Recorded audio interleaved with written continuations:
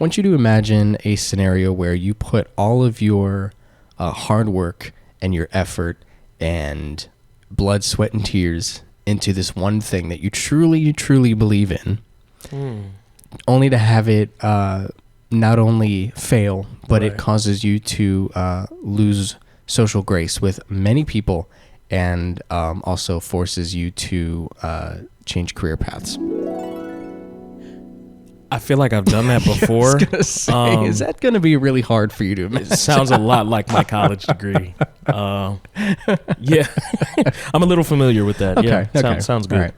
Well, that is kind of how Steve Jobs felt in 1985 with the Macintosh, which is what we're talking about today. Yes. Because although it has gained a lot of prominence nowadays, I mean, it's the name for every computer that Apple puts out. Absolutely. It was considered a failure when it was launched, and we will definitely get into it and discuss it. So there's still hope out there if you're a failure. Yeah. Maybe. You someday. could be Steve Jobs. And then get cancer and die.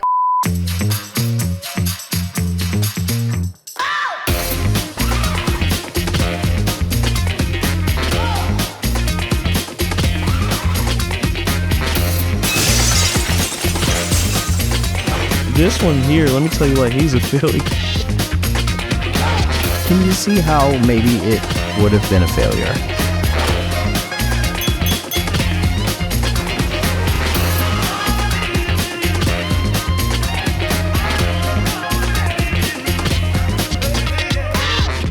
Before we get into that, I want to just plug some of our stuff first.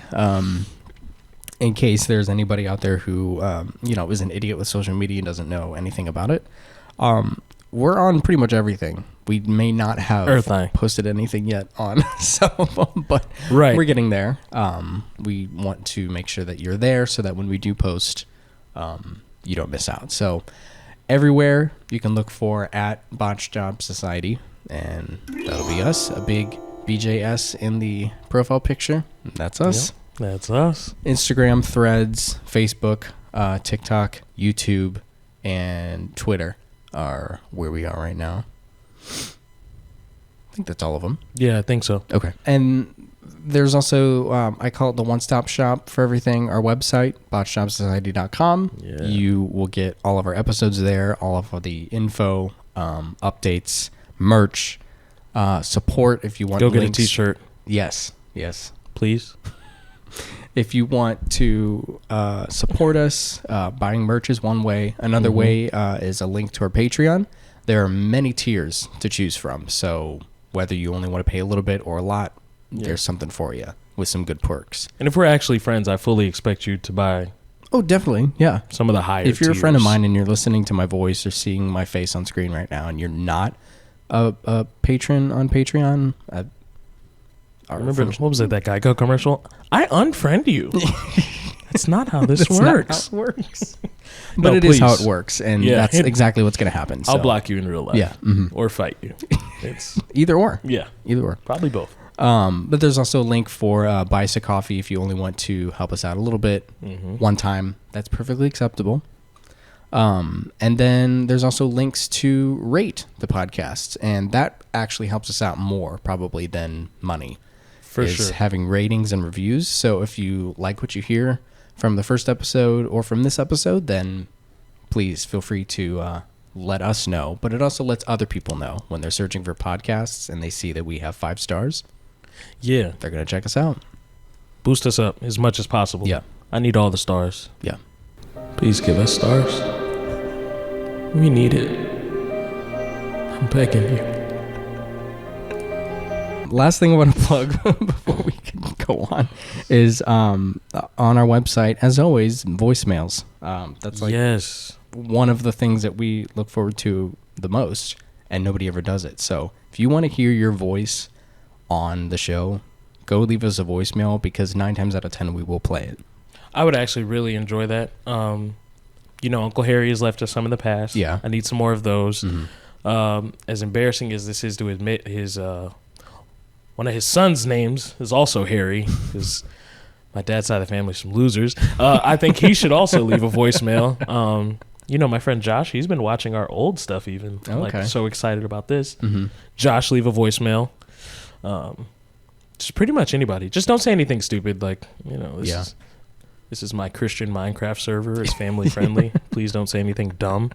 But we love voicemails. It's a great opportunity to get you all as a part of the show without physically having you in here. Right. Which, if you check the Patreon tiers, there is one that gives you the chance to actually be physically on the show. So, Martha, buy it. I want to be on your podcast. Buy it. There's your option. Tap into the Patreon. You know exactly how to do it. Do it. Yep. I take cash app though. So that's that. But before we get into talking about the Macintosh, I would like to do a little demonstration with you because I have a Macintosh for us to I'm going to have you sort of sit down in front of and see if you can work with it, because I want to put you into the mindset of... That's how I know it's bad. Go ahead, try it. Put you in the mindset of everybody who bought one in 1984. So let's go do that real quick. Okay, sounds good. Right in front of you is a Macintosh from 1984. It is in working order. I have tested it many times. Yeah. So I'm going to let you turn loose. I'm going to turn you loose because I want you to sort of experience what somebody would opening it up for the first time and figuring it out, because this was marketed as a personal computer for people who did not know anything about computers. Okay. So I think it's fair to say that even though you have modern technology in your life, that this may be a bit of a challenge. So oh boy. Go ahead and see if you can figure this out here. You know, there is a backside to this computer. Got it, you know. I'm going to have to get up. You're close. No, you're close. Hold on. This feels like one of those videos where you're like reaching in the box trying to figure out.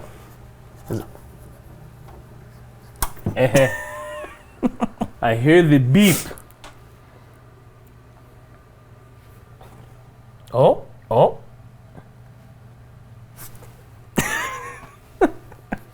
Okay. So now you see the floppy disk with the question mark. What do you think that could mean? I either need to put something in this or I need to click it. Can I click it? I need to connect this again. Not necessarily. No? No. Oh, no, I can put it right here in the front. Yeah. I can just use this one? This one? All right. Here you go. Got the Happy Mac. Little smiley guy. Welcome to Macintosh.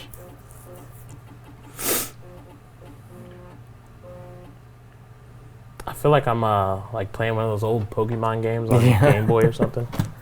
All right. So now you see the system disk on the desktop. Oh my. Okay. So I want to preface this by saying that your computer came with one disk that was called the system disk that really only had the operating system on it. So when you put it in the computer, there were no games, no apps, no nothing on the disk. You were stuck with what was on that disk that it came with. If you wanted to play a game, you had to eject this disk, put in another disk, but the disk that you're putting in also has to have the operating system on it. Otherwise, the computer wouldn't know what to do. So that's what this one is for. You could buy this if you wanted expansion, but this was also not cheap.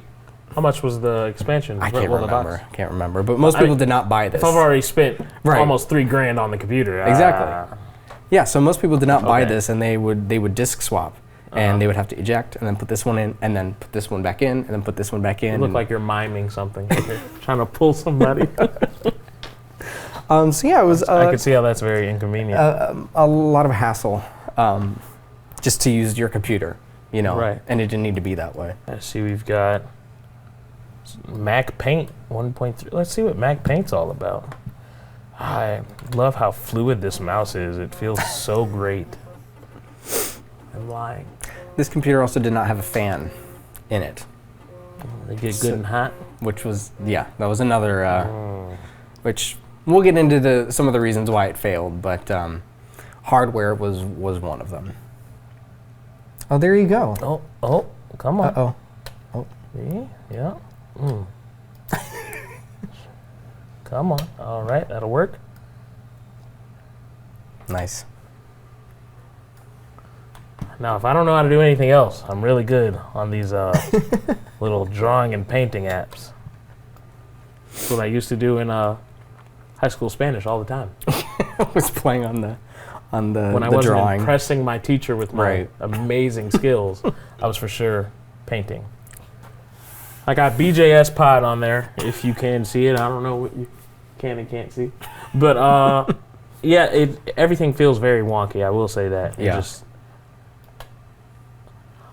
I'm sure that adding a mouse probably did feel very strange to people, though. Yeah, because most of the time your hands were always on the keyboard typing. Oh, I can't even see what I'm... Yeah, you gotta reposition. There we go. All right.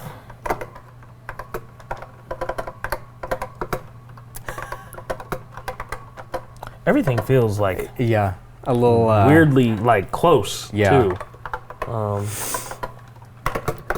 I type all day at work, just so we're clear. I should be good at this.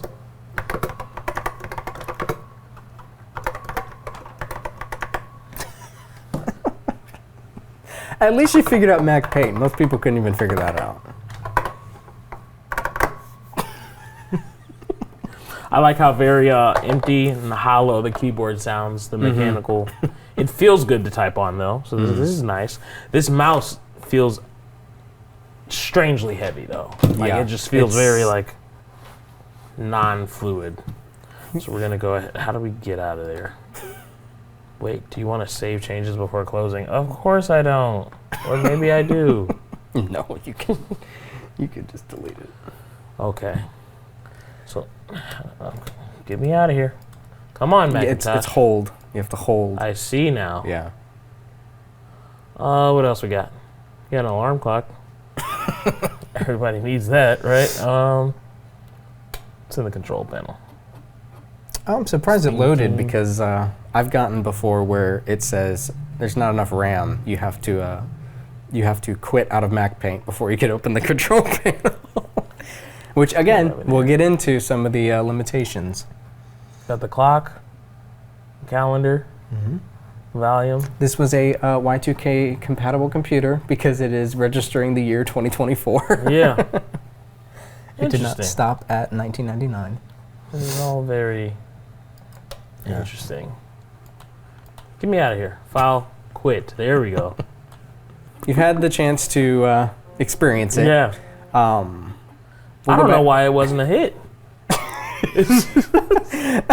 Are you being sarcastic or serious? This is such a great computer, especially because I don't have to sit here and keep swapping. Right. No, I could totally see why people wouldn't be a fan. I think you have an unfair advantage that you've been around computers pretty much most of your life. Yeah. So you know mostly how to work them, whereas people buying this in 1984 would be, I don't even know where to start. Right, yeah. Now, for sure, if I had only been used to keyboard, little box, and then you threw this thing in here, I'd be like, what?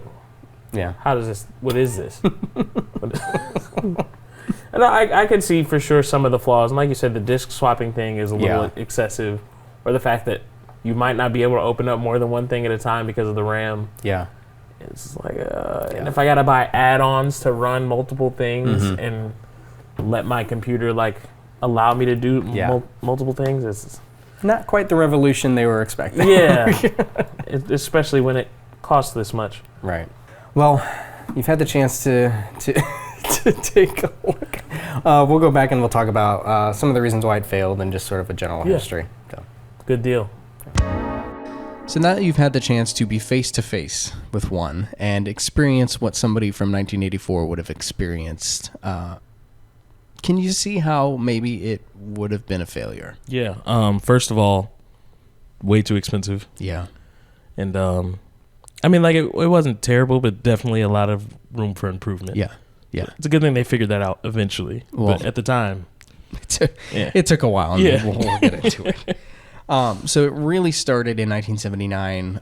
This guy named Jeff Raskin who wanted a bit more easier to use computer because at the time computers were still, you had to remember commands and you had to I mean, it was just a keyboard and a screen, and there was no mouse, no nothing.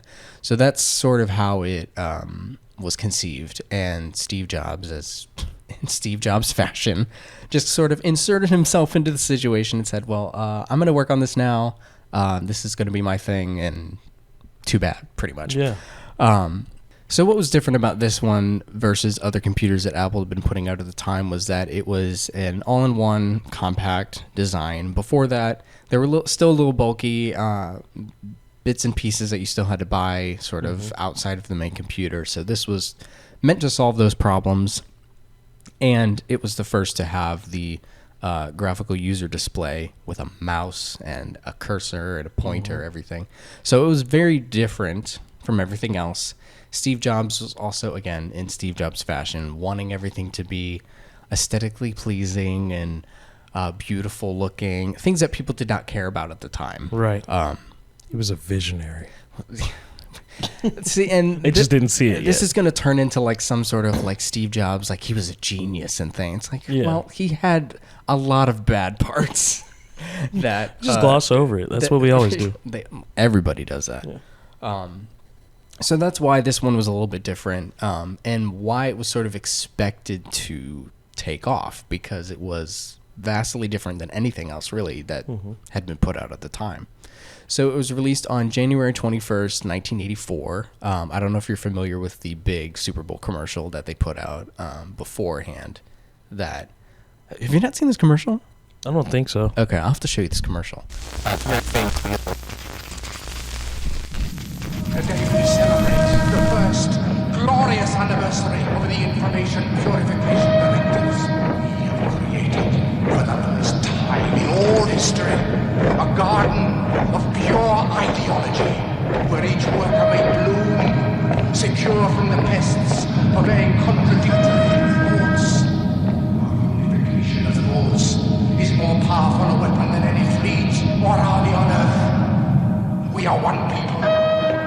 One will, one resolve, one cause. Our enemies shall talk themselves to death, and we will bury them with their own confusion. We shall prevail. On January 24th, Apple Computer will introduce Macintosh. And you'll see why 1984 won't be like 1984. So getting into some of the reasons why it was a failure, I think first and foremost was the very high price point. It's ridiculous. It is $2,500, and this was in 1984. Yeah. I mean, you always have people who were around that time saying how milk was like a nickel and gas was, 50 cents or whatever. Right. So you can imagine everything was so cheap. Right. You can imagine how much $2,500 would be at that time. For a computer. Well, I mean, it's ridiculous because you probably could get something like a base model computer for, well, let's say like $1,000, So imagine this computer that already, which we'll get into, times. like can't do very much. Yeah. Costing $2,500. Like, it's ridiculous. No. And I can see why now it did not sell as well as people were expecting. Second, I almost wonder, like, what was the thought behind that? Sorry, like, no, you're good. What made you think, Right. oh, this is totally worth it? Well, the average consumer would love this price point. Steve Jobs just being like, oh, no. Yeah. That's how much it's going to cost. And people will love it. People will buy it. And that's sort of like, eventually he was right with $900 phones, but like, at that time, $2,500 for a computer. Yeah. Well, we'll get into how his thought process behind that price is sort of why he ended up leaving the company. But so besides the price, software limitation. People were not making software for it because they're just sort of like we don't really know what is. But also, it's so brand new. Think about that, like with a screen and graphics and stuff. People were not like their brains couldn't think of things to do for it, because everything at that point was just text based. Well, they did. I guess they did have computer games with little figures and stuff, but to incorporate things like a mouse, they're sort of like, we just don't know what to do. How do you even use this thing? Right. The other thing was that it didn't have enough memory in it. Very low. I mean, compared to today, obviously it's going to be low, but back then it was still relatively low. You couldn't really run a whole bunch. You do too much on it, right? Yeah. For the little stuff that was available. Right. It was also closed architecture, so it was way harder to upgrade as a consumer, which was kind of a big deal in that time. People were upgrading and modding their computers, and with this one, it's like you can't really do do anything with it. There's no, I mean, there's like one port in the back, and that's for an extra hard drive. You know, there's really nothing you could do, or extra disk drive. Couldn't a lot really of do much. limited functionality issues with which it. You can see is reflected in the way Apple does things today. Like, it's Yeah. really hard to upgrade your own machine, and that's just the way that One Steve port. Jobs wanted it. Yeah. One port. The other thing was that it didn't have a hard drive included with it, which was sort of a given. It should, but it didn't, and you had to run things off of disks. You could buy an external hard drive, but that came later. Right. So buying it straight out in 1984, it was just a disk drive on the front, and that's it. And, you know, those things didn't hold, well, compared to today, it didn't hold very much. But even back then, it didn't really hold much. So you hear stories about people disk swapping all the time because they had to take out the system disk and put in, you know, whatever. So you can imagine that would cause some difficulty. Lack of marketing. We already talked about the commercial. That was about it. I mean, they had one hit quit. They did have other big commercial. ads. That's it. They had other ads, but it was just not marketed very well. And people, again, were just like, I don't know what to do with it. So, and sort of lastly, there was a lot of internal company conflict with this machine because, again, we talked about how Steve Jobs priced it so high, and the people who I say know better, the board members, which all they're thinking about is money. Of course, of course. they were not pleased with this, and it was not selling, and they believed it was because of the price point. And Steve was like, "Well, no," and no, it's because it's bad. It's not the price; it's just a bad computer. It's just not compared to anything else that was out at the time. Yeah, it really was not anything special, and people just did not know what to do with it. Not moved by it, right? Especially at that price point, right? So ultimately, in 1985, this caused Steve Jobs to be ousted from the company. He went on to do other things, and as we all know, eventually came back. But it was really because of the Macintosh that really things started going downhill at Apple. Really, especially in the 90s, like Apple was not popular. People were not buying their computers because they were all pretty much junk. And it's just so strange to see how something that now, like when you talk about it's the a Macintosh, household thing, right? Is it back then? It was just not. Or even to know that, like in the 90s, it was still kind of like in the failure years. But when you think of the early 2000s when we were growing up, those Mac computers were all over like the libraries and the computer labs, and well, that's what started the comeback. Yeah, you know, those 2000s they finally started figuring it out. But it's crazy to think now. Yeah, wow, you guys used to suck. But I think it's easy to see how, because when you were messing around with it, it's just sort of. It's a cool looking box. That's really all that it is, because it's not a ton. You can, even after that sort of computer with like a graphical user interface and stuff became the norm, it still was really like, there's really not much to, you can type up a document and maybe play a game, but this is not the way they advertised. Not a lot to it. Right. It's just such a strange. Sticking it to the man. Thing. Yeah. Avoiding 1984. Right. By typing. The innovative new Word typing. document. Yeah. Next year's spreadsheets. Earth-shattering stuff right there. Next thing, PowerPoints. Mm-hmm. That's slideshows. Let's not get ahead of ourselves here. That's it's a little ways off. It's a little no transitions. It's just a bunch of different Word documents. We don't even know what a JPEG is yet. So fair. Hey, I think that idea of like knowing, like, oh no, this is gonna be the thing. Like I feel like that stuck around for a long time without it ever actually being the thing. Yeah. So it's like it's interesting to see when they finally got over the hump. Which brings me to my next point. When do I get over the hump? When does my life make this dramatic turnaround and I become just this booming, successful person? Yeah. Well, you have to be dug down into the trenches before you can be pulled back up. I don't know how much further down we can go. You're like, I feel like I'm at the bottom right now. I'm feeling some rock here. I don't know.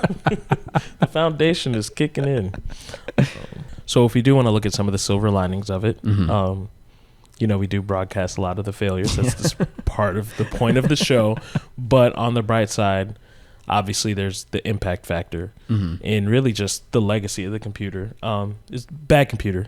That's not in question at all.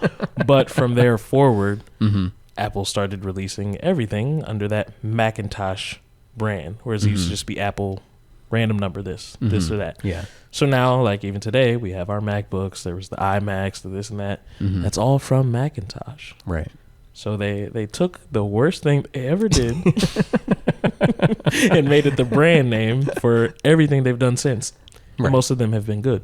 I wouldn't say the worst thing, because there is another. There's an episode idea that I have that's another Apple device that is probably considered the worst. But this would be a close second, I would say. It's up there. It's up there.